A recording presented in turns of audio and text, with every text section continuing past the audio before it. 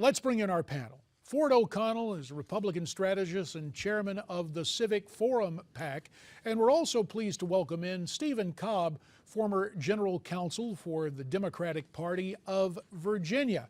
Stephen, it's great to have you. And since you're new to the panel, you get the first response to this. How do you perceive the international implications and, quite frankly, the domestic implications of today's attack in France? Well, JD, first, thanks so much for having me. It's great to be on the show. This morning's tragic events remind us, once again, that we are all on heightened alert and that this isn't a United States problem or a French problem, but it's an international one. And that we need to be vigilant in our security and in how we go about, protecting our interests both domestically and abroad. And that more than ever, we're going to need our partners across the country to fight this radical element.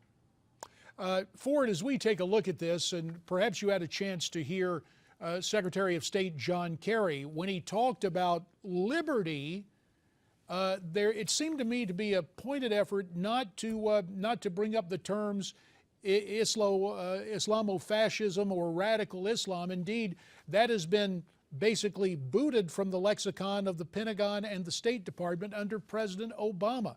Can we defeat something we failed to name? Well, it's pretty hard to defeat something when you can't identify the problem, and unfortunately the PC police have taken over the Obama administration and they don't want to say what it is. It's radical Islam. And many Western governments have fallen prey to this. And finally today, thank gosh, France actually called it what it is, and that's radical Islam. And until we can actually have a discussion about this, about radical Islam and why it's a threat to Western governments, our values, free speech as we saw today in France, we're just never going to get rid of this problem. And that is the biggest problem, because basically the Obama administration won't take this head on for what it is. Let me turn back to Stephen. Stephen, you're the former general counsel to the Democratic Party in Virginia. Former Senator Jim Webb, a hawk, if you will, taking a look at running for president. Will we see a more assertive foreign policy from the Democrats from this particular president based on what happened today in France? Well, JD, I would take issue that the president hasn't had an assertive foreign policy. He's worked with our partners, across the globe. He's taken the fight to these terror groups, and I think we can expect that national security to continue to be a priority. Well, obviously, in the here and now, constitutionally, it should be a priority for every president, regardless of partisan label. But Ford, to the assertion by Stephen that this administration has been vigilant, has taken the fight to those who oppose us. 30 seconds for your take, sir.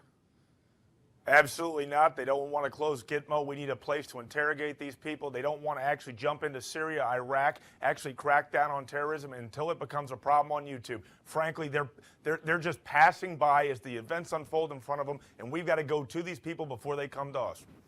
Well, gentlemen, we will continue to see about this. There are other topics in the news, and with your indulgence, we're going to ask you to stay with us through the break as we take a look at the domestic picture politically.